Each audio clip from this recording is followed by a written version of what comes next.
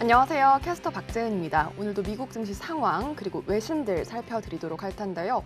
지난 금요일 미 증시는 변동성 장세가 펼쳐졌습니다.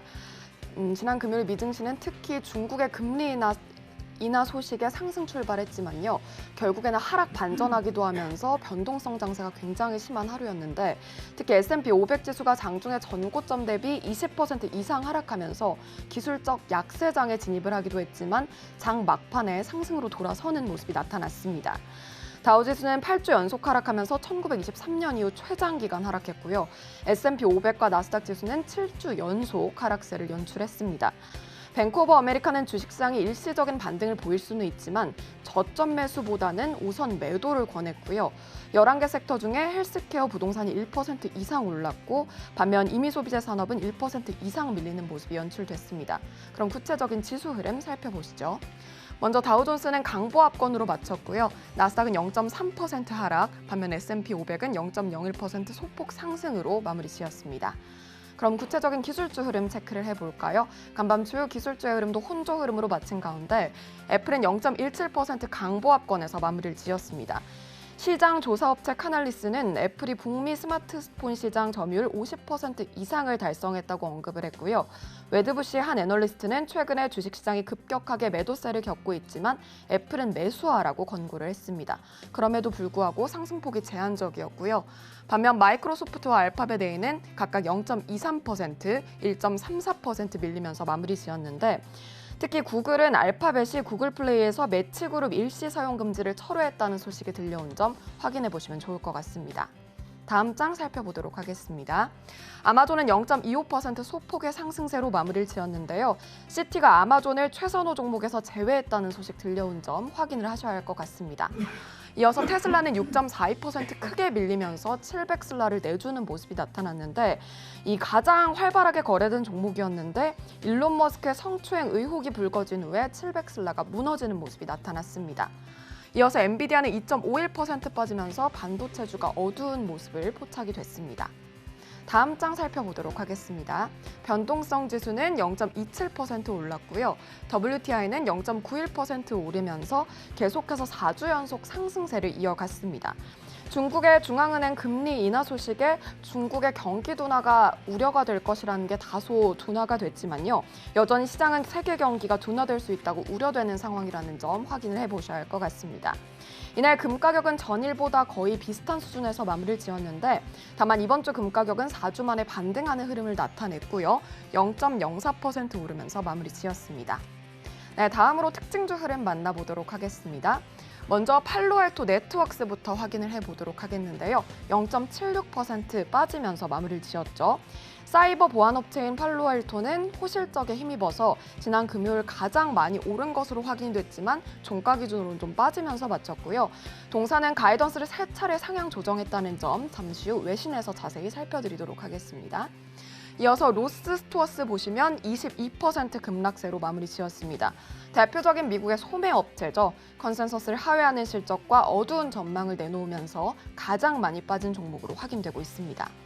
이어서 화이자는 3.59% 오르면서 간밤에 헬스케어 종목이 가장 많이 올랐는데 상승장을 주도하는 모습이 포착이 됐습니다. 네, 이어서 살펴보도록 하겠습니다. 농기계의 테슬라라고 불리는 디어 살펴볼 텐데요.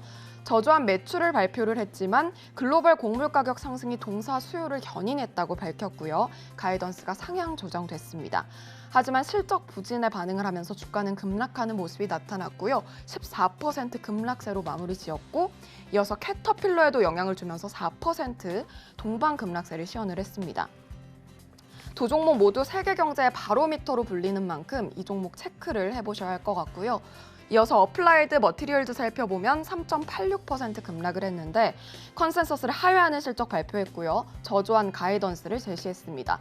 이 때문에 반도체주가 간밤에 급락세를 시현했습니다. 네, 이렇게 살펴봤는데요. 그러면 자세한 외신들 들여다보도록 하겠습니다. 주말 동안 쏟아져 나왔던 바이든 대통령의 방한 일정 관련해서 리뷰를 해보도록 할 텐데요. 먼저 이번 방안에서 가장 도드라진 점은 경제 안보 행보였다는 평가입니다.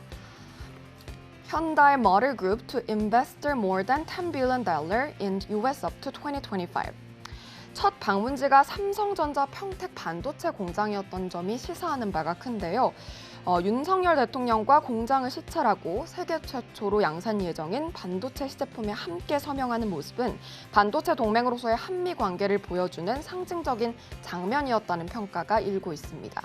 미국 현지 대통령이 한국 내 반도체 공장을 찾은 건 이번이 처음인데요. 한편 바이든 대통령은 방한 마지막 오전에는 정의선 현대차그룹 회장과 공동 기자회견에 나섰습니다. 미국의 2025년까지 로보틱스 등의 50억 달러, 한화로 약 6조 3천억 원을 추가로 투자하겠다라고 밝히면서 협조를 약속했는데요.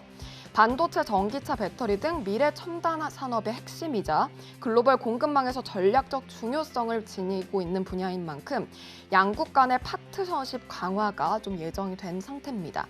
관련주에 호재로 작용할지 살펴보시면 좋을 것 같고요. 자세한 분석은 잠시 후 신승용 대표께서 꼭 살펴드리도록 할 테니까 함께 하시면 좋을 것 같습니다. 네, 다음으로 살펴보도록 하겠습니다. Stocks had for another potentially treacherous week as a slew of retailers report earnings. S&P 500 지수가 장중 기술적 약세장에 진입을 했는데요. 이쯤에서 리뷰를 한번 해봐야 할 것 같습니다. 우선 리뷰부터 해보면 S&P 500 지수가 기술적 약세장에 진입한 건 2020년 3월 이후 처음인데요. 샌더스 모리스 해리스의 조지볼 회장은 평균적으로 약세장은 1년, 더 구체적으로는 338일간 지속된다면서 이번 하락세는 그것의 3분의 1에 불과해 그 사이 랠리가 있더라도 더 떨어질 여지가 있다고 강조를 했습니다. 한편 미증시 전반에 비관론이 팽배한 가운데 뱅크 오브 아메리카는 낙관적인 가능성을 시사했는데요. 그럼에도 불구하고 S&P 500이 8% 추가 하락할 것을 시사를 했습니다. 우선 뱅크 오브 아메리카는 주식시장이 바닥에 닿지 않았음을 시사한다고 밝혔고요. capitulation, 항복 신호가 명확하지 않다고 강조를 했습니다. 실제 시장의 흐름 예의주시해 보셔야 할 것 같습니다. 마지막 기사 살펴보도록 하겠습니다. 팔로알토의 주가가 지난 금요일 급락세를 시연을 했는데요. 급등을 했는데요. 자세히 좀 리뷰를 해보도록 하겠습니다. 시티는 팔로알토 네트워크스에 대한 투자 의견을 매수로 유지했고요. 목표 주가를 600달러에서 610달러로 상향 조정했습니다. 시티의 한 애널리스트는 팔로알토의 실적이 컨센서스를 상회했으며 동기간 결제 처리량 증가가 팔로알토의 플랫폼이 강력한 수요 여건에서 지위를 굳히고 있다고 평가를 했는데요. 또한 웨드부시의 댄 아이비스 애널리스트는 팔로알토의 클라우드 전략이 고객들에게 반향을 일으키고 있다면서 이번 실적은 매우 블로우아웃, 즉 긍정적이라고 분석을 했습니다. 동사의 호실적은 사이버 보안 전반에 있어서 매우 긍정적인 데이터라고 밝혀졌고요. 클라우드 중심의 전환 추세 속에 사이버 보안 위협도 확대되고 있기 때문에 사이버 보안 섹터는 엄청난 성장세를 맞이하게 될 것으로 봤습니다. 관련해서 우리나라에도 사이버 보안주의 호재로 작용할 수 있는 만큼 기사 살펴보시면 좋을 것 같습니다. 지금까지 마감 시황과 외신 살펴봤습니다.